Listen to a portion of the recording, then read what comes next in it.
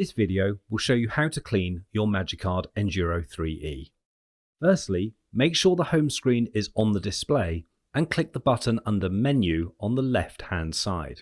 Select Clean Rollers by clicking the button on the right under OK. The display will show a warning prompting you to remove any cards. Remove the input hopper at the rear of the Enduro. Click Next. The display will then prompt you to remove the die film. Lift the lid, remove the spools as shown and set to one side. Click Next again. The display will ask you if you are ready to clean. At this point, remove the cleaning card from its packaging and click Yes. When instructed, insert the narrow end of the card into the card slot. Your Enduro will grab the card and take it across the rollers before ejecting it. If required, turn the card over and press Yes on the display under Clean Again.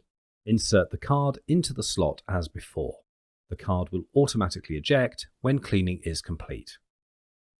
If you would like to manually clean the rear printing rollers, select the menu option on the display, then click Next under Clean Rollers, then OK. Up and down arrows on the display above the buttons indicate the direction the rollers will turn when selected. Choose the Up arrow button and hold the folded, narrow end of your cleaning card against the main print roller as shown.